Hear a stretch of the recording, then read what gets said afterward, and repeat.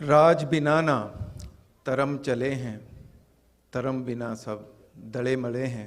खालसा जी फतेह प्रवान होवे। वाहिगुरु जी का खालसा, वाहिगुरु जी की फतेह। ये गदरी बाबियां दी धरती आ।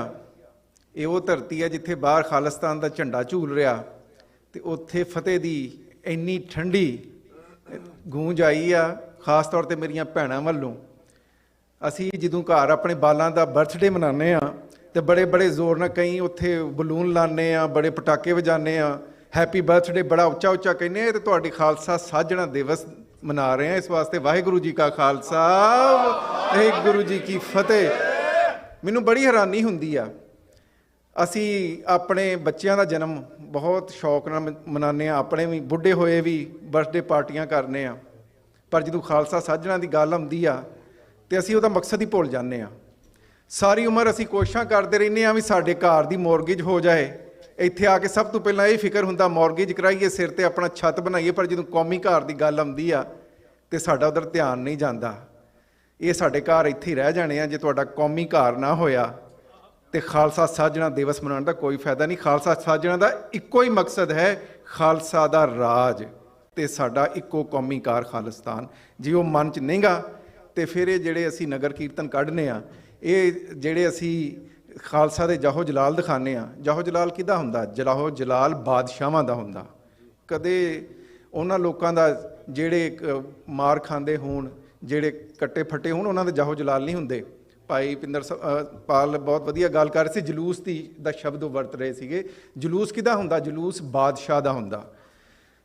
जे तुसी पुराना पुरातन इतिहास पढ़ो पर्शियन दे विच ते बादशाह दा जदों राज शुरू हुंदा सी ते ओहदा जलूस आउंदा सी, जिस बादशाह हाथी ते चढ़ के आउंदा सी, पूरी संगत उहदे नाल ओहदी चलदी सीगी। ते हर उस हिस्टरी की हर किताब च लिखिया कि जलूस सन फलाना फलाना, कि बादशाह का जदों जदों ओहदी तख्त नशीनी हुई है तो ओहदे इन्ने सालों बाद। सो जिहड़े आपां नगर कीर्तन कढ़ने ये जलूस ने, ये खालसा की बादशाही का ऐलान है। और ये बादशाही कोई होर नहीं तुहानूं दे के गया, हम पातशाही सतगुर दई। और यदी इस पातशाही की बुनियाद गुरु नानक आप ही रख के गए ने। किसी च इन्नी जरूरत नहीं सी कि गुरु नानक जदों अजे खालसे का जन्म नहीं सी होया उदों उन्होंने बाबर नूं जाबर किया, उहदे लश्कर नूं पाप की जंज किया। किसी दे विच इन्नी जरूरत नहीं सी, वो मनुखता वास्ते किया। उस वेले किहड़े उत्थे सिख सीगे?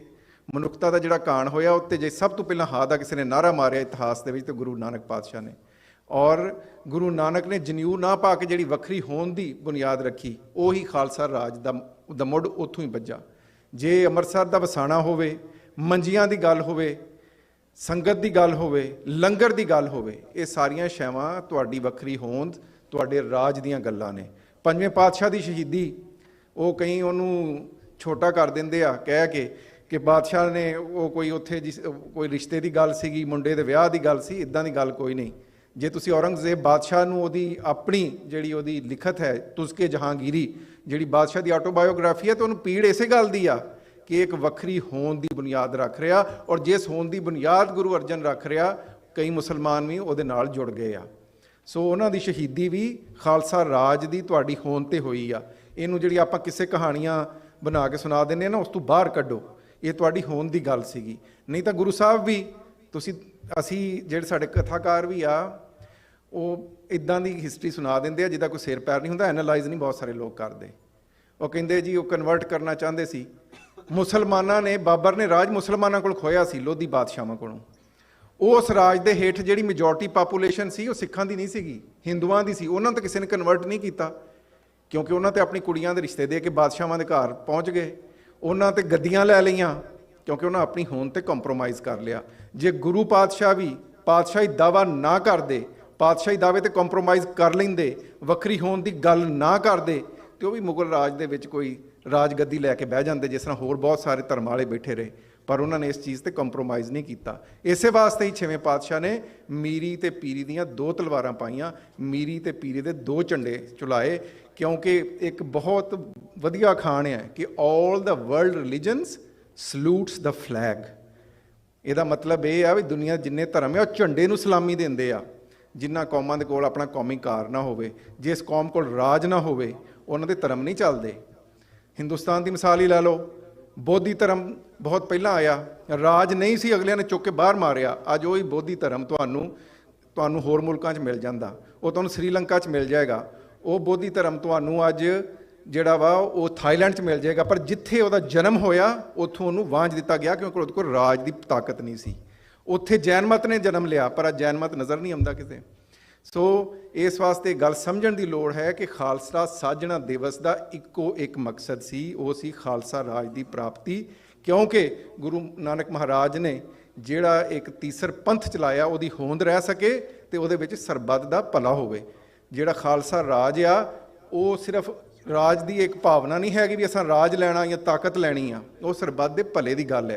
ਕਿਉਂ ਜੇ ਬੰਦਾ ਸਿੰਘ ਬਹਾਦਰ ਦਾ ਰਾਜ ਆਉਂਦਾ ਤੇ ਉਸ ਰਾਜ ਦਾ ਵਿੱਚ ਮੁਸਲਮਾਨ ਗਰੀਬ ਕਿਸਾਨਾਂ ਨੂੰ ਜ਼ਮੀਨਾਂ ਦਿੱਤੀਆਂ ਜਾਂਦੀਆਂ, ਉਹਦੇ ਵਿੱਚ ਕਿਸੇ ਦੀ ਬੇਪੱਤੀ ਨਹੀਂ ਹੁੰਦੀ। ਜੇ ਮਿਸਲਾਂ ਦਾ ਰਾਜ ਆਉਂਦਾ ਤੇ ਮੁਸਲਮਾਨਾਂ ਦੀਆਂ ਧੀਆਂ ਜਿਨ੍ਹਾਂ ਨੂੰ ਚੁੱਕ ਕੇ ਤੜਵਾਈ ਲੈ ਕੇ ਜਾਂਦੇ ਸੀ, ਉਹਨਾਂ ਨੂੰ ਵਾਪਸ ਲਿਆ ਕੇ ਖਾਲਸਾ ਰਾਜ ਉਹਨਾਂ ਦੇ ਵਾਲਦੈਨ ਨੂੰ ਮੋੜਦਾ। ਮਹਾਰਾਜਾ ਰਣਜੀਤ ਸਿੰਘ ਦਾ ਰਾਜ ਆਉਂਦਾ ਤੇ ਪੰਜਾਬ ਦੀ ਲਹੂ ਲਿਬੜੀ ਧਰਤੀ ਨੂੰ ਸਕੂਨ, ਅਮਨ ਤੇ ਸ਼ਾਂਤੀ ਮਿਲਦੀ ਆ। ਇਹ ਉਹ ਰਾਜ ਆ ਜਿਹਦੇ ਵਿੱਚ ਕਿਸੇ ਨੂੰ ਫਾਇ ਨਹੀਂ ਲਾਇਆ ਜਾਂਦਾ। ਇਹ ਉਹ ਰਾਜ ਆ ਜਿਹਦੇ ਵਿੱਚ ਮੁਸਲਮਾਨਾਂ ਦੇ ਬੱਚੇ ਵੀ ਆਪਣੇ ਧਰਮ ਦੀ ਸਿੱਖਿਆ ਹਾਸਲ ਕਰਦੇ ਨੇ ਸਰਕਾਰੀ ਸਕਾਲਰਸ਼ਿਪ ਤੇ, ਜਿਸ ਕੁਰਾਨ 1 ਲੱਖ ਰੁਪਈਏ 'ਚ ਖਰੀਦਿਆ ਜਾਂਦਾ। ਇਹ ਆ ਉਹ ਖਾਲਸਾ ਰਾਜ ਜਿੱਦੀ ਅਸੀਂ ਮੰਗ ਕਰਨੇ ਆ। ਕਿਉਂਕਿ ਆਪਾਂ ਗੱਲ ਤਾਂ ਕਰਦੇ ਹੀ ਹੈ ਖਾਲਸਾ ਰਾਜ ਦੀ, ਪਰ ਅਸੀਂ ਕਦੇ ਉਹਨੂੰ ਐਕਸਪਲੇਨ ਨਹੀਂ ਕਰਦੇ ਵੀ ਖਾਲਸਾ ਸਾਜਣਾ ਦਾ ਮਕਸਦ ਕੀ ਆ। ਅਸੀਂ ਜਿੰਨੀ ਮਰਜ਼ੀ ਵਿਆਖਿਆ ਕਰੀ ਜਾਈਏ ਵੀ ਆਹ ਫਲਾਣੇ ਸ਼ਬਦ ਦਾ ਆਹ ਮਤਲਬ ਆ, ਅੰਦਰ ਪਤਾ ਨਹੀਂ ਲਹੂ ਲਾਇਆ ਗੁਰੂ ਸਾਹਿਬ ਨੇ, ਪਰ ਉਹਦਾ ਮਕਸਦ ਕੀ ਆ। ਜੇ ਅਸੀਂ ਉਸ ਮਕਸਦ ਨੂੰ ਭੁੱਲ ਗਏ ਜਿਸ ਵਾਸਤੇ ਗੁਰੂ ਸਾਹਿਬ ਨੇ ਖਾਲਸਾ ਨੂੰ ਸਾਜਿਆ ਸੀਗਾ, ਜਿਸ ਵਾਸਤੇ ਗੁਰੂ ਸਾਹਿਬ ਨੇ ਆਮ ਸਧਾਰਨ ਬੰਦੇ ਜਿਨ੍ਹਾਂ ਨੂੰ ਲੋਕ ਛੂਤ ਕਹਿੰਦੇ ਸੀ ਉਹਨਾਂ ਨੂੰ ਸਿੰਘ ਬਣਾਇਆ ਸੀ, ਤੇ ਉਹ ਬੀਬੀਆਂ ਜਿਨ੍ਹਾਂ ਨੂੰ ਹਿੰਦੂ ਧਰਮ ਦੇ ਵਿੱਚ ਥੱਲੇ ਤੋਂ ਥੱਲੇ ਦਾ ਦਰਜਾ ਦਿੱਤਾ ਜਾਂਦਾ ਸੀਗਾ, ਜਿਨ੍ਹਾਂ ਨੂੰ ਪੈਰ ਦੀ ਜੁੱਤੀ ਸਮਝਿਆ ਜਾਂਦਾ ਸੀ, ਉਹਨਾਂ ਨੂੰ ਕੌਰਾਂ ਬਣਾਇਆ। ਤੇ ਐਵਾਂ ਤੇ ਨਹੀਂ ਬਣਾ ਦਿੱਤਾ, ਉਹਨਾਂ ਨੂੰ ਕੌਰ ਦਾ ਸ਼ਬਦ, ਸ਼ਹਜ਼ਾਦੀ ਦਾ ਸ਼ਬਦ ਇਸ ਵਾਸਤੇ ਵਰਤਿਆ ਤਾਂ ਕਿ ਉਹਨਾਂ ਦੇ ਵਿੱਚ ਇੱਕ ਅਣਖ ਮਾਣ ਪੈਦਾ ਹੋਵੇ। ਤੇ ਉਸ ਮਾਣਤਾਣ ਨੂੰ ਸਾਬਤ ਕਰਨ ਦਾ ਔਰ ਕਾਇਮ ਰੱਖਣ ਦਾ ਇੱਕੋ ਇੱਕ ਤਰੀਕਾ ਹੈ, ਉਹ ਹੈ ਖਾਲਸਾ ਰਾਜ ਦੀ ਪ੍ਰਾਪਤੀ। ਅੱਜ ਇਹ ਗੁਰੂ ਸਾਹਿਬ ਦੀ ਕਲਾ ਹੀ ਆ ਕਿ ਜਿਹੜੇ ਚਾਹੁੰਦੇ ਸੀ ਕਿ ਅਸੀਂ ਖਾਲਸਾ ਦਾ ਨਾਮ ਮਿਟਾ ਦੇਣਾ, ਜਿਨ੍ਹਾਂ ਨੇ ਕਦੇ ਮੁਗਲਾਂ ਨੇ ਜਦੋਂ ਬੰਦ ਚਰਾਏ, ਤੱਤੀਆਂ ਤਵੀਆਂ ਤੇ ਭਾਇਆ, ਉਹ ਨਾ ਮਿਟਾ ਸਕੇ। ਜੇ ਬ੍ਰਿਟਿਸ਼ ਰਾਜ ਆਇਆ, ਉਹਨਾਂ ਨੇ ਰਾਜ ਕਰਨ ਵਾਲਿਆਂ ਦੇ ਬੱਚੇ ਚੁੱਕੇ ਤੇ ਉਹਨਾਂ ਦਾ ਧਰਮ ਪਰਿਵਰਤਨ ਕਰ ਦਿੱਤਾ, ਉਹਦੇ ਨਾਲ ਖਾਲਸਾ ਰਾਜ ਨਹੀਂ ਮੁੱਕਿਆ, ਨਾ ਹੀ ਖਾਲਸਾ ਮੁੱਕਾ। ਉਸ ਅੰਗਰੇਜ਼ ਰਾਜ ਨੇ ਦਰਬਾਰ ਸਾਹਿਬ ਦੇ ਵਿੱਚ ਮੂਰਤੀ ਪੂਜਾ ਸ਼ੁਰੂ ਕਰਾ ਲਈ, ਪਰ ਗੁਰੂ ਦੇ ਖਾਲਸਿਆਂ ਨੇ ਆਪਣੀਆਂ ਕੁਰਬਾਨੀਆਂ ਦੇ ਕੇ, ਆਪਣੀਆਂ ਜਾਨਾਂ ਦੇ ਕੇ ਆਪਣੇ ਗੁਰਦੁਆਰੇ ਆਜ਼ਾਦ ਕਰਵਾਏ। ਤੇ ਜੇ ਬਾਅਦ ਦੇ ਵਿੱਚ ਹਿੰਦੁਸਤਾਨ ਦੀ ਸਰਕਾਰ ਨੇ ਇਹ ਸਮਝਿਆ ਵੀ ਅਸੀਂ ਸੰਤ ਜਰਨੈਲ ਸਿੰਘ ਜੀ ਖਾਲਸਾ ਭਿੰਡਰਾਂ ਵਾਲਿਆਂ ਨੂੰ ਸ਼ਹੀਦ ਕਰਕੇ ਤੇ ਇਹਨਾਂ ਦੇ ਨਾਂ ਨਾਲ ਅੱਤਵਾਦੀ, ਵੱਖਵਾਦੀ ਲਾ ਕੇ ਇਹਨਾਂ ਦੇ ਮਨ ਦੇ ਵਿੱਚੋਂ ਖਾਲਸਾ ਰਾਜ ਦੀ ਜਿਹੜੀ ਭਾਵਨਾ ਉਹ ਖਤਮ ਕਰਦੇ ਆ, ਉਹ ਖਤਮ ਨਹੀਂ ਹੋਈ, ਇੰਨਿਆਂ ਸਾਲਾਂ ਬਾਅਦ ਵੀ ਨਹੀਂ ਹੋਈ। ਜੇ ਅੱਜ ਸਾਡੇ ਕੌਮੀ ਘਰ ਦੀ ਗੱਲ ਰੈਫਰੈਂਡਮ ਰਾਹੀਂ ਚੱਲਦੀ ਆ ਤੇ ਕੌਮ ਉਹਨੂੰ ਪੂਰੀ ਮਾਨਤਾ ਦਿੰਦੀ ਆ। ਕੌਮ ਲਈ ਜਿੰਨੇ ਵੀ ਹਾਂ ਦਾ ਨਾਰਾ ਲਾਇਆ ਹੈ, ਕੌਮ ਉਹਦੇ ਨਾਲ ਖੜੀ ਹੈ। ਔਰ ਇਸੇ ਖਾਲਸਾ ਰਾਜ ਦੀ ਪ੍ਰਾਪਤੀ ਹੈ। ਔਰ ਇਸੇ ਖਾਲਸਾ ਰਾਜ ਦੇ ਤੁਸੀਂ ਦੇਖੋ ਕਿ ਅੱਜ ਅਮਰੀਕਾ ਦੇ ਪਾਰਲੀਮੈਂਟ ਦੇ ਵਿੱਚ ਖਾਲਸੇ ਨੂੰ ਖਾਲਸਾ ਸਾਜਣਾ ਦਿਵਸ ਦੀ ਵਧਾਈ ਦਿੱਤੀ ਜਾਂਦੀ ਹੈ। ਆਸਟ੍ਰੇਲੀਆ ਦਾ ਪ੍ਰਾਈਮ ਮਿਨਿਸਟਰ ਹੋਵੇ, ਭਾਵੇਂ ਨਿਊਜ਼ੀਲੈਂਡ ਦੀ ਪ੍ਰਾਈਮ ਮਿਨਿਸਟਰ ਹੋਵੇ, ਉਹ ਖਾਲਸਾ ਸਾਜਣਾ ਦਿਵਸ ਦੀ ਵਧਾਈ ਦਿੰਦੇ ਨੇ। ਇੱਕ ਦੇਸ਼ ਨਾ ਹੋਣੀ ਕੌਮ, ਉਹਦੇ ਸਾਜਣਾ ਦੇ ਉੱਤੇ ਏਡੇ ਏਡੇ ਵੱਡੇ ਸੁਨੇਹੇ ਆਉਣੇ, ਇਹ ਗੁਰੂ ਸਾਹਿਬ ਦੀ ਕਲਾ ਹੀ ਆ, ਜਿਹਨੂੰ ਅਸੀਂ ਆਮ ਤੌਰ 'ਤੇ ਸਮਝਦੇ ਵੀ ਇਹਨਾਂ ਚੀਜ਼ਾਂ ਦਾ ਕੀ ਫਰਕ ਪੈਂਦਾ। ਕਈ ਕਹਿੰਦੇ ਜੀ ਇਹ ਤਾਂ ਸਿੰਬੋਲਿਕ ਆ, ਕਿਸੇ ਹੋਰ ਦੀ ਤਾਂ ਨਹੀਂ ਕੋਈ ਕਿਸੇ ਨੇ ਅੱਜ ਤੱਕ ਵਧਾਈ ਦਿੱਤੀ। ਕਦੇ ਕਿਸੇ ਨੇ ਨਹੀਂ ਕਿਹਾ ਵੀ ਆ ਕ੍ਰਿਸਚਨ ਦਾ ਸਪੈਸ਼ਲ ਡੇ ਹੈ ਤੇ ਅਸੀਂ ਵਧਾਈ ਦਿੰਦੇ ਹਾਂ ਤੁਹਾਡੀ ਸਾਜਣਾ ਦੇ ਉੱਤੇ। ਸੋ ਇਹ ਗੁਰੂ ਸਾਹਿਬ ਦੀ ਕਲਾ ਹੀ ਆ। ਮੇਰੇ ਕੋਲ ਇੱਥੇ UN ਦੇ ਲੈਟਰ ਹੈਡ ਦੇ ਉੱਤੇ UN ਦੇ ਅੰਡਰ ਸੈਕਟਰੀ ਜਨਰਲ ਦਾ ਉਹ ਸੁਨੇਹਾ ਜਿਹੜਾ ਉਹਨੇ ਆਪਣੇ ਮੂੰਹ ਪੜ੍ਹ ਕੇ, ਤੁਸੀਂ ਜੇ ਸਰਚ ਕਰੋ ਕਿ UN under secretary general Khalsa ਸਾਜਣਾ ਦਿਵਸ ਦੀ ਜਿਹੜੀ ਵਧਾਈ ਆ, ਉਹਦੇ 'ਚ ਇਹਨੇ ਬਹੁਤ ਹਿਸਟੋਰਿਕ ਸ਼ਬਦ ਵਰਤਿਆ ਵਾ। Khalsa commitment to justice and equality are values cherish by the United Nation. ਉਹ ਕਹਿੰਦਾ ਵੀ ਖਾਲਸਾ ਦੀ ਜਿਹੜੀ ਕਮਿਟਮੈਂਟ ਆ, ਹੱਕ, ਸੱਚ, ਇਨਸਾਫ ਤੇ ਲੋਕਾਂ ਦੀ ਬਰਾਬਰੀ ਦੀ, ਇਹੀ ਕੁਛ UN ਦੇ ਵਿੱਚ ਹੈ, ਚਾਰਟਰ ਦੇ ਵਿੱਚ। ਇਹ ਬਹੁਤ ਇਤਿਹਾਸਕ ਸ਼ਬਦ ਨੇ। ਅਸੀਂ ਕਥਾ ਕਹਾਣੀਆਂ ਦੇ ਬਹੁਤ ਸਾਰੀਆਂ ਚੀਜ਼ਾਂ ਸੁਣਨੇ ਆ, ਪਰ ਇਹ ਉਹ ਚੀਜ਼ ਹੈ ਜਿਹੜੀ 194 ਦੇਸ਼ਾਂ 'ਚ ਗਈ ਆ, UN ਦੇ ਮੈਂਬਰ ਸਟੇਟਸ 'ਚ ਗਈ ਆ। ਉਹਨਾਂ ਨੂੰ ਪਤਾ ਚੱਲਿਆ ਕਿ ਖਾਲਸਾ ਸਾਜਣਾ ਦਾ ਮਤਲਬ ਕੀ ਆ। ਸੋ ਇਸ ਸ਼ੈ ਨੂੰ ਆਪਾਂ ਸਮਝੀਏ। ਮੈਂ ਕੁਛ ਗੱਲਾਂ ਅਜਿਹੀਆਂ ਕਰਾਂ ਜਿਹੜੀਆਂ ਸ਼ਾਇਦ ਬਹੁਤ ਸਾਰੇ ਲੋਕਾਂ ਨੂੰ ਪਸੰਦ ਨਾ ਆਉਣ, ਕਿਉਂਕਿ ਮਿੱਠੀਆਂ ਮਿੱਠੀਆਂ ਠੰਡੀਆਂ ਠੰਡੀਆਂ ਗੱਲਾਂ ਕਰਕੇ ਹਰ ਬੰਦਾ ਹੀ ਟੁਰ ਜਾਂਦਾ। ਕਿਉਂਕਿ ਕੋਈ ਬੰਦਾ ਵੀ ਅਜਿਹੀ ਗੱਲ ਨਹੀਂ ਕਰਨਾ ਚਾਹੁੰਦਾ ਜਿਹਦੇ ਨਾਲ ਕੋਈ ਕੰਟਰੋਵਰਸੀ ਖੜੀ ਹੋਵੇ। ਪਰ ਜੇ ਅਸੀਂ ਇੱਥੇ ਇਕੱਠੇ ਹੋਏ ਹਾਂ, ਇੰਨੇ ਘੰਟੇ ਦੇ ਬੈਠੇ ਹਾਂ, ਤੇ ਅਸੀਂ ਇੱਥੇ ਕੁਝ ਵਿਚਾਰ ਕੇ ਜਾਈਏ, ਕੁਝ ਸਮਝ ਕੇ ਜਾਈਏ। ਦੇਖੋ ਖਾਲਸਾ ਜੀ, ਗੱਲ ਇਹ ਹੈ ਕਿ ਜਦੋਂ ਅਸੀਂ ਆਪਣੇ ਰਾਜ ਦੀ ਗੱਲ ਕਰਦੇ ਹਾਂ ਤੇ ਬਹੁਤ ਸਾਰੇ ਲੋਕਾਂ ਦੀਆਂ ਲੱਤਾਂ ਕੰਬੀ ਜਾਂਦੀਆਂ। ਕਈ ਕਹਿੰਦੇ ਆ ਵੀ ਸਾਨੂੰ ਰਾਜ ਦੀ ਕਿਹੜੀ ਲੋੜ ਆ, ਕੋਈ ਕਹਿੰਦਾ ਕਿ ਅਸੀਂ ਕਵਾਂਗੇ ਤੇ ਸਾਨੂੰ ਕੋਈ ਟੈਰਰਿਸਟ ਕਹਿ ਦੇਗਾ, ਕੋਈ ਕਹਿੰਦਾ ਵੀ ਸਾਡੀ ਮਿਲੀਟੈਂਸੀ ਦੀ ਗੱਲ ਹੋਏਗੀ। ਦੇਖੋ, ਦੁਨੀਆ ਦੀ ਹਰ ਕੌਮ ਨੇ ਆਪਣੇ ਰਾਜ ਦੀ ਗੱਲ ਕੀਤੀ ਔਰ UN ਦੇ ਚਾਰਟਰ ਦੇ ਹੇਠ ਹਰ ਕੌਮ ਨੂੰ ਆਪਣੇ ਕੌਮੀ ਘਰ ਮੰਗਣ ਦੀ ਇਜਾਜ਼ਤ ਹੈ। UN ਚਾਰਟਰ ਔਰ UN ਦੇ ਹੋਣ ਤੋਂ ਆਉਣ ਤੋਂ ਪਹਿਲਾਂ ਇੱਕ ਡਮਬਾਰਟਨ ਓਕ ਪ੍ਰਪੋਜ਼ਲ ਬਣਿਆ ਸੀ, ਜਿਹਦੀ ਬੁਨਿਆਦ ਹੀ ਇਸ ਸ਼ੈ ਤੇ ਕਿ ਹਰ ਕੌਮ ਨੂੰ ਆਪਣੇ ਕੌਮੀ ਘਰ ਦੀ, ਆਪਣੀ ਰਾਈਟ ਟੂ ਸੈਲਫ ਡਿਟਰਮੀਨੇਸ਼ਨ ਦੀ ਇਜਾਜ਼ਤ ਹੈ। ਦੁਨੀਆ ਦੇ ਵਿੱਚ 1943 ਦੇ ਵਿੱਚ ਸਿਰਫ 73 ਮੁਲਕ ਸੀਗੇ। 1973 ਦੇ ਵਿੱਚ ਸਿਰਫ 30-35 ਸਾਲ ਬਾਅਦ ਦੁਨੀਆ 'ਚ 177 ਮੁਲਕ ਬਣ ਚੁੱਕੇ ਸੀ। ਦੁਨੀਆ ਦੇ 100 ਨਵੇਂ ਦੇਸ਼, 100 ਤੋਂ ਜ਼ਿਆਦਾ ਨਵੇਂ ਦੇਸ਼ ਇਸੇ ਹੀ ਰਾਈਟ ਟੂ ਸੈਲਫ ਡਿਟਰਮੀਨੇਸ਼ਨ ਨੂੰ ਯੂਜ਼ ਕਰਕੇ ਬਣੇ ਆ। ਤੇ ਜੇ ਸਿੱਖ ਕੌਮ ਆਪਣੇ ਕੌਮੀ ਘਰ ਦੀ ਗੱਲ ਕਰਦੀ ਤਾਂ ਕਿਸੇ ਨੂੰ ਪੀੜ ਨਹੀਂ ਹੋਣੀ ਚਾਹੀਦੀ। ਖਾਲਿਸਤਾਨ ਇੱਕ ਰਿਐਲਿਟੀ ਹੈ, ਅੱਜ ਬਣੇ, ਕੱਲ ਬਣੇ, ਬਣੇਗਾ ਜ਼ਰੂਰ।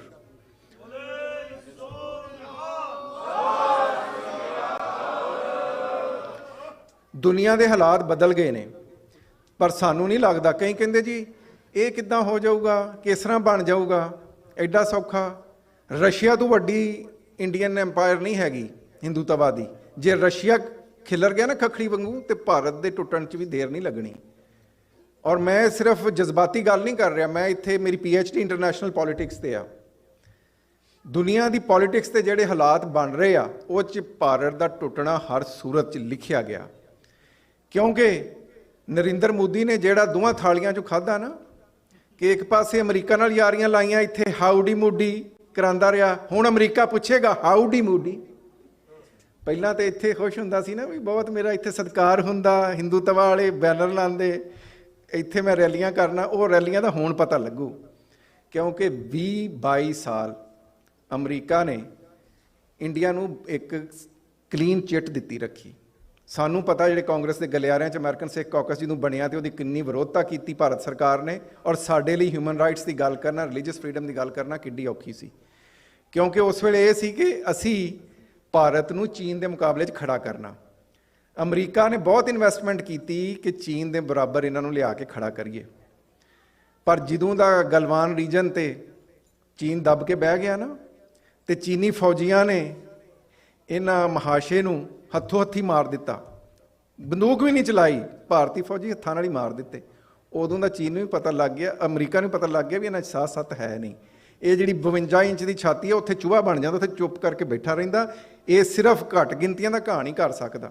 ਘੱਟ ਗਿਣਤੀਆਂ 'ਚ ਵੀ ਮੁਸਲਮਾਨਾਂ ਦਾ, ਦੂਸਰੇ ਦੇ ਸਿੱਖਾਂ ਨੇ ਤਾਂ ਆਪਣਾ ਘਾਣ ਨਹੀਂ ਹੋਣ ਦਿੱਤਾ, ਕਿਉਂਕਿ ਖਾਲਸਾ ਜਾਂ ਬਾਗੀ ਹੁੰਦਾ ਜਾਂ ਬਾਦਸ਼ਾਹ ਹੁੰਦਾ। ਇਹ ਕਿਸੇ ਕੋਲ ਮਾਰ ਨਹੀਂ ਖਾਂਦਾ, ਇਹ ਚੜ੍ਹਦੀ ਕਲਾ ਵਾਲੀ ਕੌਮ ਹੈ। ਇੱਥੇ ਇਸ ਖਾਲਸਾ ਪੰਥ ਦੀ ਤੁਸੀਂ ਦੇਖੋ, ਅੱਜ ਇਸਰਾਈਲ ਮੁਸਲਮਾਨਾਂ ਨੂੰ ਮਾਰ ਰਿਹਾ, ਆਲੇ ਦੁਆਲੇ ਮੁਸਲਮਾਨ ਰਾਜ ਕਰਨ ਵਾਲੇ ਮੁਲਕ ਬੈਠੇ, ਕੋਈ ਕੁਛ ਨਹੀਂ ਕਰ ਰਿਹਾ।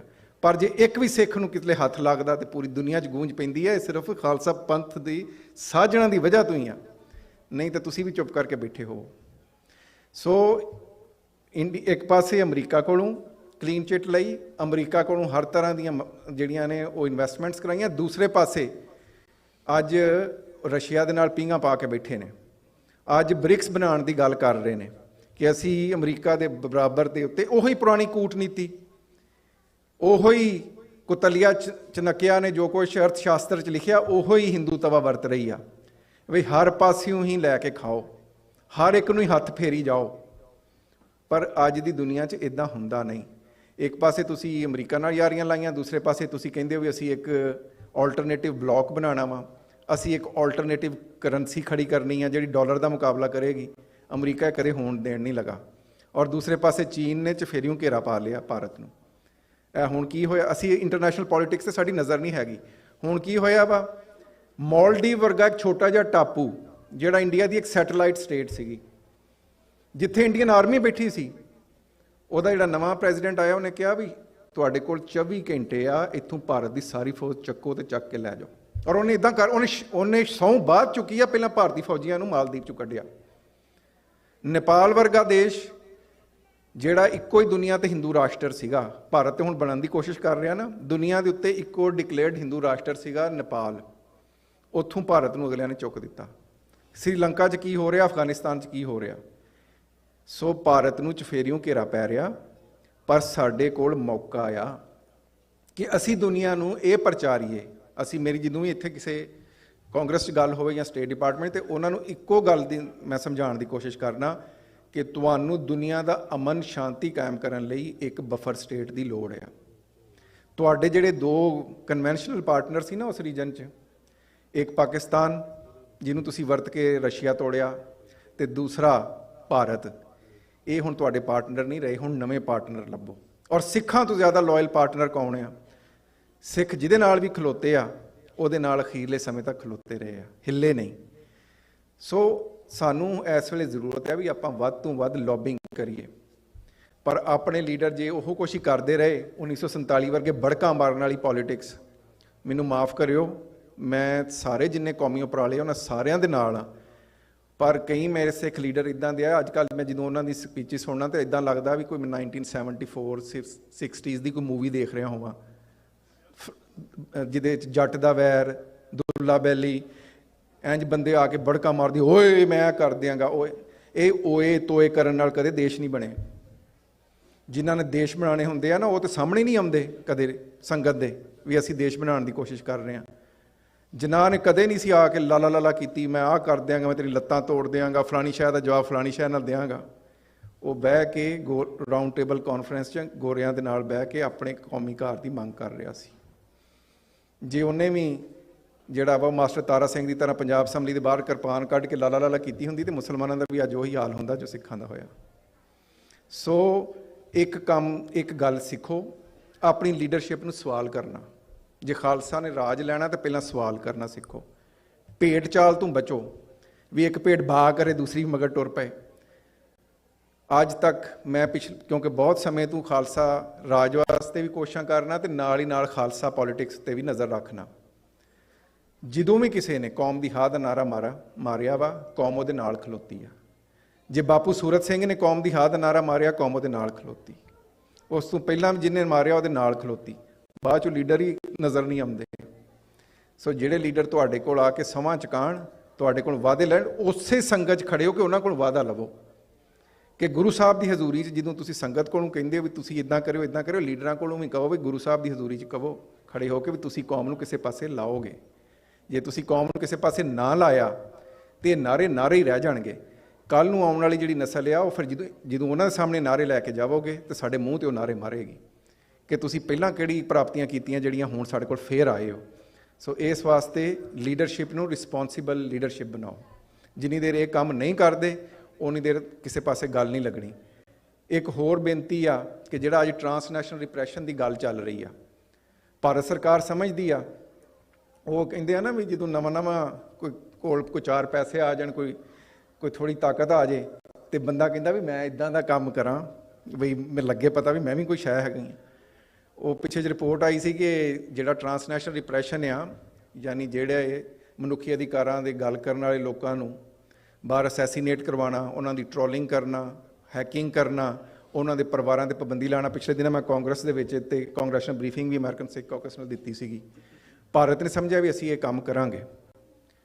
ਜਿਸ ਤਰ੍ਹਾਂ ਭਾਈ ਨਿੱਜਰ ਹੋਰਾਂ ਦੀ ਸ਼ਹੀਦੀ ਹੋਈ ਆ, ਭਾਈ ਖੰਡੇ ਦੀ ਸ਼ਹੀਦੀ ਹੋਈ ਆ, ਆਪਣੇ ਭਾਈ ਪਰਮਜੀਤ ਸਿੰਘ ਜੀ ਪੰਜਵੜ ਦੀ ਸ਼ਹੀਦੀ ਪਾਕਿਸਤਾਨ 'ਚ ਹੋਈ ਆ। ਸੋ ਭਾਰਤ ਸਰਕਾਰ ਇਹ ਨਹੀਂ ਸੋਚ ਰਹੀ ਵੀ ਸਾਡੇ ਤੋਂ ਪਹਿਲਾਂ ਵੀ ਬਹੁਤ ਵੱਡੇ ਆਏ ਸੀ, ਕਈ ਅਬਦਾਲੀ, ਕਈ ਲਾਰਡ ਡਿਲਹੌਜ਼ੀ, ਕਈ ਇੰਦਰਾ ਗਾਂਧੀਆਂ ਆਈਆਂ, ਪਰ ਖਾਲਸਾ ਪੰਥ ਨੂੰ ਮਿਟਾ ਨਹੀਂ ਸਕੀਆਂ। ਤੁਹਾਡੇ ਤੋਂ ਵੱਡੇ ਡਿਕਟੇਟਰ ਆਏ ਆ। ਇਸ ਪੰਥ ਨੂੰ ਸਾਜਣ ਤੋਂ ਪਹਿਲਾਂ ਗੁਰੂ ਸਾਹਿਬ ਦੇ ਲਾਲਾਂ ਨੇ ਸ਼ਹੀਦੀ ਦਿੱਤੀ ਹੋਈ ਆ। ਮਾਤਾ ਗੁਜਰੀ ਦੇ ਲਾਲਾਂ ਦੀ ਸ਼ਹੀਦੀ ਹੋਈ ਆ, ਤੇ ਖਾਲਸਾ ਪੰਥ ਹੋਣ ਚਾਹਿਆ। ਇੱਦਾਂ ਨਹੀਂ ਮੁੱਕਣਾ ਕਿਸੇ ਕੋਲੋਂ। ਲੋਕਾਂ ਦੇ ਬੱਚੇ ਸ਼ਹੀਦ ਕਰਾ ਦਿੰਦੇ ਆ। ਇਸ ਪੰਥ ਦੇ ਗੁਰੂ ਨੇ ਆਪਣੇ ਬੱਚੇ ਸ਼ਹੀਦ ਕਰਾ ਕੇ, ਤੇ ਉਸ ਗੁਰੂ ਦੇ ਪਿਤਾ ਨੇ ਆਪਣੇ ਸਿਰ ਦੀ ਕੁਰਬਾਨੀ ਦੇ ਕੇ ਇਸ ਖਾਲਸਾ ਪੰਥ ਨੂੰ ਸਾਰਿਆ। ਇਹ ਇੱਦਾਂ ਕਿਸੇ ਕੋਲ ਨਹੀਂ ਮੁੱਕਣਾ। ਪਰ ਸਾਨੂੰ ਇਸ ਵਕਤ ਬਹੁਤ ਸੁਚੇਤ ਹੋਣ ਦੀ ਲੋੜ ਆ। ਹੁਣ ਜਿਹੜਾ ਵਰਲਡ ਪੋਲੀਟਿਕਸ ਦਾ ਮਜ਼ਾਜ ਬਦਲਿਆ, ਆਪਾਂ ਨੂੰ ਕਈ ਬੰਦਿਆਂ ਨੂੰ ਬਹੁਤ ਫੂਕ ਚੜ੍ਹੀ ਆ ਕਿ ਦੇਖੋ ਜੀ ਆ ਕਈ ਕਹਿੰਦੇ ਜੀ ਜਸਟਿਨ ਟਰੂਡੋ ਵਾਸਤੇ ਅਰਦਾਸ ਕਰੋ, ਉਹਦੇ ਪਰਿਵਾਰ ਲਈ ਉਹਨੇ ਸਾਡੀ ਹਾਂ ਦਾ ਨਾਅਰਾ ਮਾਰਿਆ। ਜਸਟਿਨ ਟਰੂਡੋ ਸਾਡੀ ਮਾਸੀ ਦਾ ਪੁੱਤਰ ਨਹੀਂ ਹੈਗਾ ਵੀ ਸਾਡੇ ਲਈ ਹਾਂ ਦਾ ਨਾਅਰਾ ਮਾਰਿਆ। ਜਾਂ ਜੇ ਅੱਜ ਇੱਥੇ ਪ੍ਰੈਜ਼ੀਡੈਂਟ ਬਾਈਡਨ ਜਿਹੜਾ ਉਹ ਭਾਰਤ ਦੀ ਰਿਪਬਲਿਕ ਡੇ 'ਤੇ ਨਹੀਂ ਜਾਂਦਾ, ਐਡਾ ਸੌਖਾ ਨਹੀਂ ਹੈਗਾ। ਬਹੁਤ ਸਾਰੇ ਲੋਕਾਂ ਨੂੰ ਬਹੁਤ ਸਾਰੀ ਮਿਹਨਤ ਕਰਨੀ ਪੈਂਦੀ ਇਹਨਾਂ ਕੰਮਾਂ ਲਈ, ਜਿਹੜੇ ਕਦੇ ਆ ਕੇ ਪਬਲਿਕ 'ਚ ਦੱਸਦੇ ਵੀ ਨਹੀਂ ਹੈਗੇ। ਕਈ ਰਾਤਾਂ ਜਾ ਕੇ ਕਈ ਕੁਛ ਲਿਖਣਾ ਪੈਂਦਾ, ਕਈ ਕੁਛ ਬਰੀਫ ਕਰਨਾ ਪੈਂਦਾ, ਜਿਹੜਾ ਤੁਸੀਂ ਪਬਲਿਕ 'ਚ ਕਹਿ ਨਹੀਂ ਸਕਦੇ, ਕਿਉਂ ਜੇ ਪਬਲਿਕ 'ਚ ਕਹੋਗੇ ਅਗਲੀ ਵਾਰੀ ਤੁਹਾਨੂੰ ਕੋਈ ਪੁੱਛਦਾ ਨਹੀਂ ਹੈਗਾ। ਸੋ ਇਸ ਵਾਸਤੇ ਫੂਕ 'ਚ ਨਾ ਰਹੀਏ, ਕੰਮ ਕਰੀਏ। ਨਾਅਰੇ ਲਾਣੇ ਬੜੇ ਸੌਖੇ ਆ, ਸਰੋਪੇ ਲੈਣੇ ਬਹੁਤ ਸੌਖੇ ਆ, ਜਕਾਰੇ ਛੱਡਣੇ ਤੇ ਜਕਾਰੇ ਸੁਣ ਕੇ ਖੁਸ਼ ਹੋਣਾ, ਲੀਡਰ ਬਣਨਾ ਬਹੁਤ ਸੌਖਾ। ਲੀਡਰ ਉਹ ਨਹੀਂ ਹੁੰਦਾ। ਕਿਸੇ ਨੇ ਇੱਕ ਲੀਡਰ ਨੂੰ ਪੁੱਛਿਆ ਸੀ ਵੀ ਤੇਰਾ ਤਾਂ ਕਿਤੇ ਨਾਂ ਹੀ ਨਹੀਂ ਹੈਗਾ। ਪਾਕਿਸਤਾਨ ਜਦੋਂ ਬਣਿਆ ਤਾਂ ਉਹਦਾ ਪੰਜਾਬ ਜਿਹੜਾ ਪਹਿਲਾ ਗਵਰਨਰ ਸੀ ਸਰਦਾਰ ਅਬਦੁਲ ਰੱਬ ਨਿਸ਼ਤਰ, ਉਹਨੇ ਕਿਹਾ ਵੀ ਤੈਨੂੰ ਤਾਂ ਕੋਈ ਲੀਡਰ ਮੰਨਦਾ ਹੀ ਨਹੀਂ। ਉਹਨੇ ਕਿਹਾ ਲੀਡਰ ਉਹ ਨਹੀਂ ਹੁੰਦਾ ਜਿਹੜਾ ਅੱਗੇ ਆ ਕੇ ਖੜਾ ਹੋਵੇ, ਲੀਡਰ ਉਹ ਖਾਦ ਹੁੰਦਾ ਜਿਹੜਾ ਮਿੱਟੀ 'ਚ ਮਿਲ ਜਾਂਦਾ ਤੇ ਉਹਦੇ ਨਾਲ ਫਿਰ ਪਨੀਰੀ ਉੱਗਦੀ ਹੈ, ਲੀਡਰ ਉਹਨੂੰ ਕਹਿੰਦੇ ਆ। ਸਾਨੂੰ ਉਹ ਲੀਡਰਸ਼ਿਪ ਮਾਡਲ ਜਿਹੜਾ ਉਹ ਫੋਲੋ ਕਰਨਾ ਪੈਣਾ, ਤਾਂ ਜਾ ਕੇ ਸਾਡੇ ਕੌਮੀ ਕਾਰ ਦੀ ਗੱਲ ਕਿਸੇ ਪਾਸੇ ਲੱਗਣੀ ਆ। ਕਿਉਂਕਿ ਹੁਣ ਦੁਨੀਆ ਜਿਹੜੀ ਆ ਇਸ ਪਾਸੇ ਸੋਚ ਰਹੀ ਆ ਕਿ ਅਸਾਂ ਕੁਛ ਨਾ ਕੁਛ ਕਰਨਾ, ਭਾਰਤ ਨੂੰ ਸਬਕ ਸਿਖਾਉਣਾ, ਕਿਉਂਕਿ ਉਹਨਾਂ ਦੋਵਾਂ ਥਾਲੀਆਂ 'ਚੋਂ ਖਾਧਾ। ਇਹ ਨਾ ਹੋਵੇ ਵੀ ਅਸੀਂ ਨਾਅਰੇ ਜਕਾਰੇ ਛੱਡਦੇ ਰਹਿ ਜਾਈਏ, ਲਾਲਾ ਲਾਲਾ ਕਰਦੇ ਰਹਿ ਜਾਈਏ ਤੇ ਖਾਲਿਸਤਾਨ ਬਣਨ ਦੀ ਬਜਾਏ ਉਧਰ ਸਿੱਕਮ ਆਜ਼ਾਦ ਹੋ ਜਾਏ, ਉਧਰ ਮਨੀਪੁਰ ਦਾ ਦੇਸ਼ ਬਣ ਜਾਏ, ਉਧਰ ਤਾਮਿਲ ਆਪਣਾ ਕੋਈ ਦੇਸ਼ ਲੈ ਜਾਣ। ਕਿਉਂਕਿ ਜੇ ਤੁਹਾਡੇ 'ਚ ਪੋਟੈਂਸ਼ੀਅਲ ਨਾ ਹੋਇਆ ਤੇ ਜਿਨ੍ਹਾਂ ਨੇ ਭਾਰਤ ਦੇ ਟੋਟੇ ਕਰਨੇ ਕਿਸੇ ਹੋਰ ਪਾਸੇ ਟੋਟੇ ਕਰ ਦੇਣਗੇ, ਤੁਸੀਂ ਫਿਰ ਬੈਠੇ ਰਹਿ ਜਾਇਓ। ਸੋ ਇਹ ਸਮਾਂ ਵਾ ਵਿਚਾਰਨ ਦਾ, ਇਹ ਸਮਾਂ ਵਾ ਵੀ ਅਸੀਂ ਜਿਹੜੀ ਵੀ ਸ਼ਬਦ ਬੋਲੀਏ, ਜਿਹੜੀ ਵੀ ਗੱਲ ਕਰੀਏ, ਇੱਕ ਇੱਕ ਸ਼ਬਦ ਸੁਣ ਕੇ ਸੋਚ ਕੇ ਬੋਲੀਏ, ਐਵੇਂ ਹੀ ਗੱਲਾਂ ਨਾ ਮਾਰੀ ਜਾਈਏ। ਕੁਛ ਚੀਜ਼ਾਂ ਮੈਂ ਬੈਠਿਆਂ ਨੋਟ ਕੀਤੀਆਂ, ਮੈਨੂੰ ਪਤਾ ਟਾਈਮ ਬਹੁਤ ਜ਼ਿਆਦਾ ਹੋ ਗਿਆ, ਮੈਂ ਉੱਤੇ ਜ਼ਰੂਰ ਗੱਲ ਕਰਨਾ ਚਾਹਾਂਗਾ ਕਿ ਕੁਛ ਚੀਜ਼ਾਂ ਜਿਹੜੀਆਂ ਮੈਂ ਅੱਜ ਇੱਥੇ ਲੈਕਚਰ ਜਿਹੜੇ ਸਾਡੇ ਮਿੱਤਰ ਬੋਲ ਰਹੇ ਸੀ ਉਹਨਾਂ ਤੋਂ ਰਿਸਪੌਂਡ ਕਰਨਾ ਚਾਹਾਂਗਾ। ਮੇਰੇ 'ਚ ਇੱਕ ਬਹੁਤ ਭੈੜ ਆ, ਮੈਂ ਪਹਿਲਾਂ ਹੀ ਮਾਫੀ ਮੰਗ ਲੈਣਾ ਕਿ ਮੈਨੂੰ ਥੋੜ੍ਹਾ ਜਿਹਾ ਇਤਿਹਾਸ ਦਾ ਪਤਾ, ਤੇ ਕਈ ਵਾਰੀ ਬਹੁਤ ਸਾਰੀਆਂ ਗੱਲਾਂ ਕਹਿਣੀਆਂ ਪੈ ਜਾਂਦੀਆਂ ਜਿਹੜੀਆਂ ਦਿਲ ਤਾਂ ਨਹੀਂ ਕਰਦਾ ਕਹਿਣ ਨੂੰ। ਉਹਦੇ ਵਿੱਚ ਕਿਸੇ ਦੀ ਨਿਖੇਧੀ ਕਰਨ ਦਾ ਮਕਸਦ ਨਹੀਂ ਹੁੰਦਾ, ਪਰ ਗੱਲਾਂ ਕਹਿਣੀਆਂ ਪੈਂਦੀਆਂ। ਇੱਕ ਤਾਂ ਮੈਂ ਬਹੁਤ ਵਧਾਈ ਦੇਣਾ ਚਾਹੁੰਦਾ ਵਾਂ ਆਪਣੇ ਸਾਡੇ ਜਿਹੜਾ ਮਿਸ਼ਨ ਦੀ ਗੱਲ ਹੋ ਰਹੀ ਸੀ, ਗੁਰੂ ਨਾਨਕ ਮਿਸ਼ਨ ਦੀ। ਇਹ ਬਹੁਤ ਸੋਹਣਾ ਉਪਰਾਲਾ ਵਾ, ਇਹਨੂੰ ਅੱਗੇ ਚੱਲਣਾ ਚਾਹੀਦਾ। ਪਰ ਉਹਦੇ 'ਚ ਜਿਹੜਾ ਬਾਰ-ਬਾਰ ਇੱਕ ਸ਼ਬਦ ਬੋਲਿਆ ਗਿਆ ਵੀ ਪੀਰ ਦਸਤਗੀਰ ਨਾਲ ਗੁਰੂ ਸਾਹਿਬ ਨੇ ਉੱਥੇ ਜਾ ਕੇ ਇੱਕ ਉਹਦੇ 'ਤੇ ਬਹਿ ਕੇ ਅਸੀਂ ਨਾ ਕਹਾਣੀ ਜੀ ਬਣਾ ਦਿੰਦੇ ਹਾਂ ਵੀ ਉੱਥੇ ਮੁਕਾਲਮਾ ਕੀਤਾ। ਪੀਰ ਦਸਤਗੀਰ ਗੌਸੁਲ ਆਜ਼ਮ ਜਿਲਾਨੀ, ਇਹ ਉਹਨਾਂ ਦਾ ਪੂਰਾ ਨਾਂ ਆ। 1062 'ਚ ਉਹਨਾਂ ਦਾ ਜਨਮ ਆ ਤੇ 1100 ਕੁਛ ਦੀ ਉਹਨਾਂ ਦੀ ਡੈਥ ਆ। ਸੋ ਗੁਰੂ ਸਾਹਿਬ ਦਾ ਜਦੋਂ ਜਨਮ ਹੋਇਆ ਉਹਨਾਂ ਨੂੰ ਉਦੋਂ ਅਕਾਲ ਚਲਾਣਾ ਕੀਤਿਆਂ 400 ਸਾਲ ਹੋ ਚੁੱਕੇ ਸੀ। ਸੋ ਆਪਣਾ ਥੋੜ੍ਹੇ ਜਿਹੇ ਜਿਹੜੇ ਆ ਨਾ ਫੈਕਟਸ ਕਰੈਕਟ ਕਰ ਲਈਏ, ਕਿਉਂਕਿ ਜਦੋਂ ਅਸੀਂ ਇੱਦਾਂ ਦੀਆਂ ਚੀਜ਼ਾਂ ਲੈ ਕੇ ਪਬਲਿਕ ਤਾਂ ਸੁਣ ਲਏਗੀ, ਜਕਾਰੇ ਵੀ ਛੱਡ ਦੇਗੀ। ਜਦੋਂ ਤੁਸੀਂ ਕਿਸੇ ਹੋਰ ਕਮਿਊਨਿਟੀ 'ਚ ਵਿਚਰੋਗੇ, ਇੱਦਾਂ ਦੀਆਂ ਗੱਲਾਂ ਕਰੋਗੇ ਤੇ ਫਿਰ ਆਪਣਾ ਹਾਸਾ ਬਣਵਾਓਗੇ। ਇੱਦਾਂ ਇੱਕ ਵਾਰੀ ਹੋਇਆ ਸੀ ਮੇਰੇ ਨਾਲ, ਪਹਿਲਾਂ ਮੈਂ ਆਪਣਾ ਹਾਸਾ ਬਣਵਾਇਆ ਸੀਗਾ।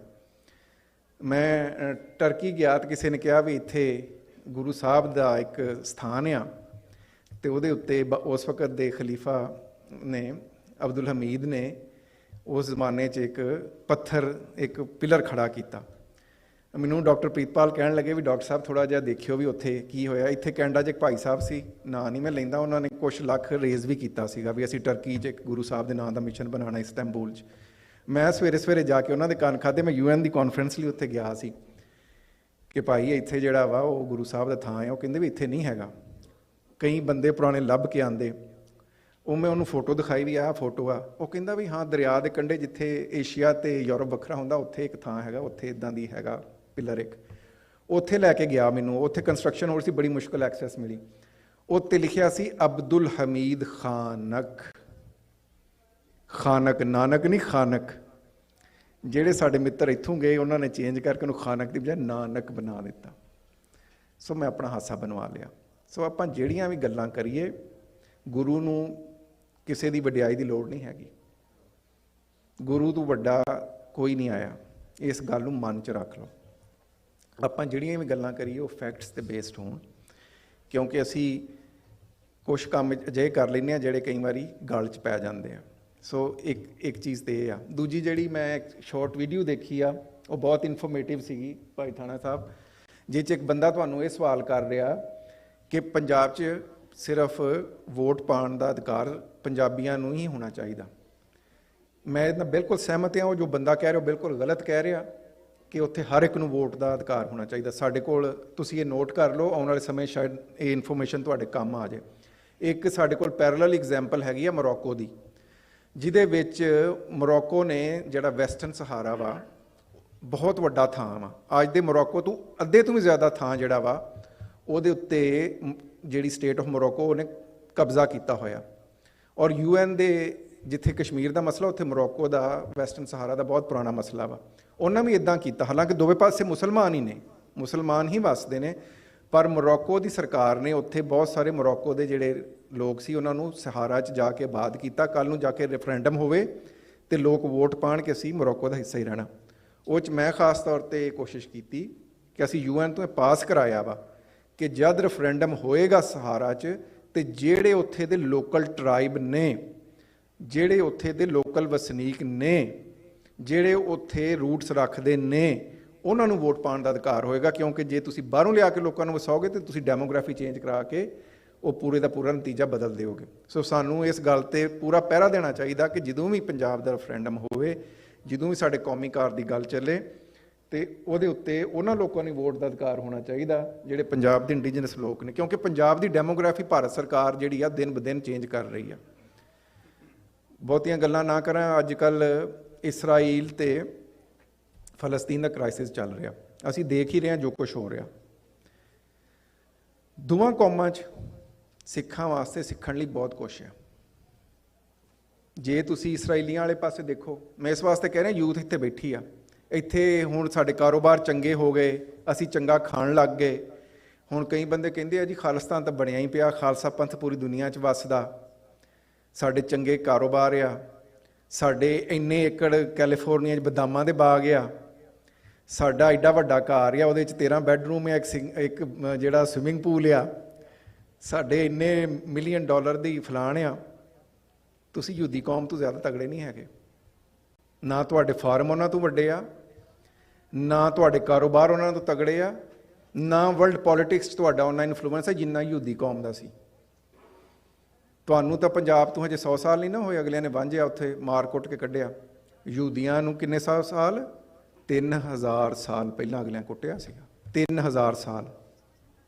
ਇੱਥੇ ਤਾਂ 100 ਸਾਲ ਨਹੀਂ ਹੋਇਆ, ਅਤੇ ਅਸੀਂ ਆਪਣੇ ਕੌਮੀ ਘਰ ਤੋਂ ਇੱਧਰ ਉੱਧਰ ਆਨਾਕਾਨੀ ਕਰਨੇ, ਕਦੇ ਇੱਧਰ ਦੇਖਦੇ ਹਾਂ, ਕਦੇ ਇੱਧਰ ਝਾਂਕਦੇ ਹਾਂ। 3000 ਸਾਲ ਪਹਿਲਾਂ ਰੋਮਨ ਐम्पायर ਨੇ ਉਹਨਾਂ ਨੂੰ ਉੱਥੋਂ ਕੱਢਿਆ ਸੀ ਅਤੇ ਉਹਨਾਂ ਨੂੰ ਆਪਣਾ ਟੈਂਪਲ ਤੋੜਨ 'ਤੇ ਮਜਬੂਰ ਕੀਤਾ ਸੀ। ਉਹ 3000 ਸਾਲ ਇਸ ਗੱਲ ਨੂੰ ਨਹੀਂ ਭੁੱਲੇ।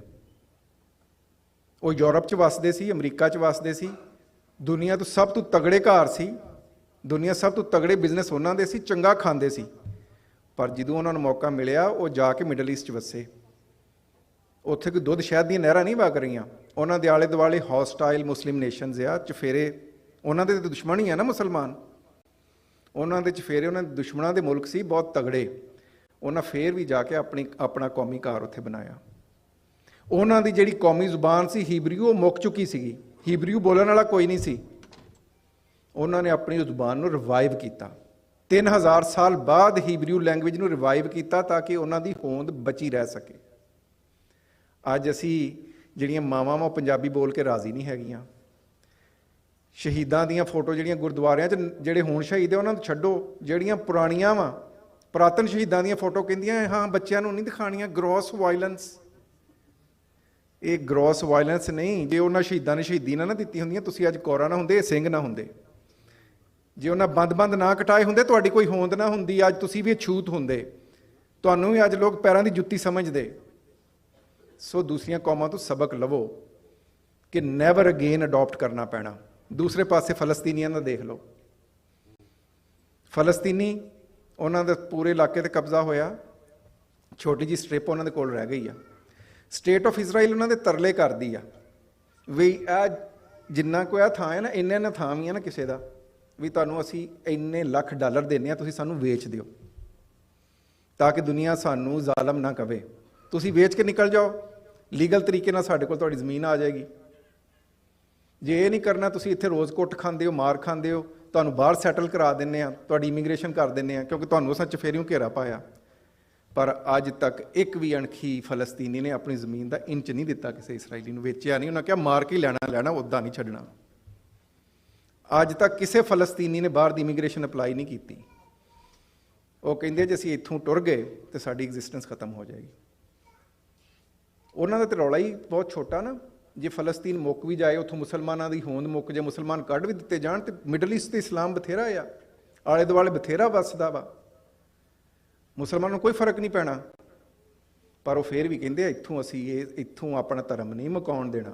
जे हुंदा पंजाब तो कहते भी आज नाल दे खेत का सौदा भी कराने आ, दसो किन्ने दा लैना, आपां बाहर चलीए। तुहाडी होंद बदलती जा रही है। अज हरी सिंह नलवा तुहाडा नहीं हैगा लीडर, अज नचण गाउण वाले, हसन हसाउण वाले, जोक करन वाले तुहाडे लीडर ने। अनफॉर्चुनेटली जिहड़े कॉमेडियन है वो तुहाडे अज पंजाब नूं चलांदे आ। तुसीं अज नगर कीर्तना च आउण दी बजाय नच नच के टिकटॉक बनाते हो। कौमी कार की गल करिया करो, यूथ नूं कह रहा। ये नचना गाउणा भंगड़े पाउणे ये पंजाब का कल्चर नहीं हैगा, ये किसी होर दा कल्चर आ, उन्होंने अडॉप्ट ना करो। जिन्ना कौमां दा अपना कोई बेस ना होवे ना, उन्हां दी कोई होंद नहीं हुंदी, दुनिया च उन्हां दा कोई वकार नहीं हुंदा। देश मुल्क घर ये जमीन के टोटे नहीं हुंदे, ये कौम की अणख ते मान की अलामत हुंदे, उहदी निशानी हुंदे। जिन्हां नूं किसी ने कहा सी भी तेन तो बहुत छोटा जिहा पाकिस्तान मिलना, उन्हें कहा आ रुमाल कढ़ के दिखाया, एडा कोई मिलेगा तो लै लांगा, क्योंकि ये अणख ते मान की गल है। सो ये चीज़ां जिहड़ियां वा इन्हां दे बारे सोचिया करो, अपने कौमी कार दे बारे सोचिया करो, क्योंकि गुरु साहब ने जिहड़ी खालसा साजना की जिहड़ा कारण आ, खालसा साजना का मकसद आ, जे वो मकसद पूरा नहीं हुंदा तो ये रजदियां नूं रजाउण लई नगर की, मैं तुहाडी निंदा नहीं कर रहा ना ही किसी गुरु कार दी, रजदियां नूं रजाउण लई नगर कीर्तन कढ़ण वास्ते नहीं सी कहा। खालसे ने तो लोगों की सेवा करनी सी, इन्हें तो जिन्हां दे कोई आस नहीं उन्हां दी आस बनना सी। सो जिदों आपां खालसा साजना दिवस मनाई तो जिहड़े आ बाहर होमलैस आ ना, उन्हां नूं जाके जिथे आपां लंगर अपनी संगत नूं वरताने उन्हां नूं वरताओ, उन्हां नूं पता लगे कि ये कौम अपना अज जन्मदिन मना रही है। तो जिहड़ियां मेरियां भैणां वां, खालसा साजना इक्वैलिटी दी गल आ। स्पिरिट की है खालसा साजना दी? इक्वैलिटी। ਉਹਦੇ ਵਿੱਚ सब तो पहला वो बीबियां दी गल आउंदी आ। मैं UN ਦੇ ਚਾਰਟਰ 'ਚ ਜਿਹੜੀਆਂ 3 ਤੁਕਾਂ ਦਰਜ ਕਰਾਈਆਂ, ਉਹਦੇ 'ਚ ਵੂਮਨ ਰਾਈਟਸ ਦੀ ਗੱਲ ਵੀ ਆ। ਅੱਜ ਪੰਜਾਬ ਦੇ ਵਿੱਚ ਭਰੂਣ ਹੱਤਿਆ ਹੋ ਰਹੀ ਆ। ਲੋਕ ਪਹਿਲਾਂ ਹੀ ਦੇਖਦੇ ਆ ਵੀ ਸਾਡਾ ਜੇ ਜੰਮਣ ਤੋਂ ਪਹਿਲਾਂ ਹੀ ਜੈਂਡਰ ਕੁਝ ਹੋ ਰਿਹਾ, ਜੇ ਧੀ ਆ ਤੇ ਲੋਕ ਉਹਨੂੰ ਜੰਮਣ ਤੋਂ ਪਹਿਲਾਂ ਕੁੱਖ 'ਚ ਹੀ ਮਾਰ ਦਿੰਦੇ ਆ। जात पात मकाई सी इस खालसा साजना ने।